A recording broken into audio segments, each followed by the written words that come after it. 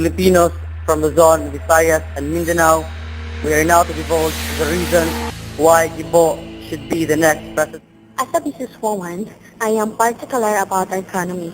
Being the least progressive country in Asia, Gibo wanted to change the status of our economy by increasing FDI, local investment, and long-term investment plan.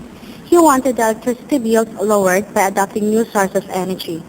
Gibo aims to change the lives of the Filipinos by increasing job opportunities and producing highly skilled workers. So, let's vote for Gibo. Hindi po, dahil siya ay puso natin mga estudyante.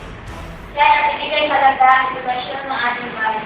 At layunin niya ang magkaroon ng bawat pamilya na isang matagumpay sa kolehiyo. Hindi po, dahil siya ay matalino.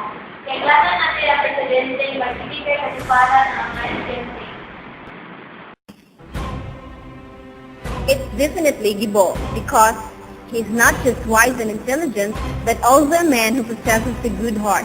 He has attained good quality education that made him top the bar exam. I believe that Gibo can make a good change for the betterment of our country. And as a student, I considered him as one of my inspiration in achieving my goals and in order to become a top-notcher someday like him.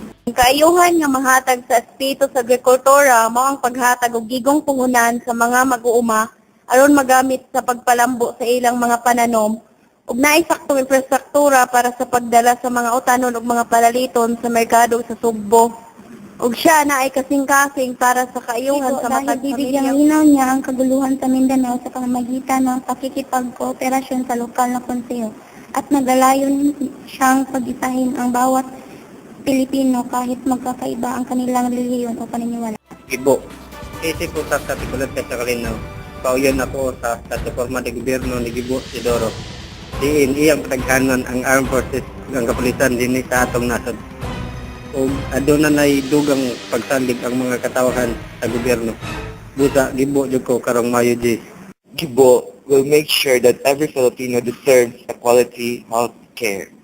As a nurse, everyone needs to benefit by all means of health intended for maintaining good health. We Filipinos should not rely only to the promises of the political candidate face. We should vote for a candidate who is honest, articulate, has good governance and transparent.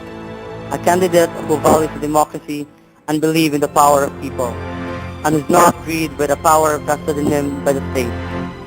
A candidate that is worth for our votes, who can make his words happen. In short, a candidate named Gibo.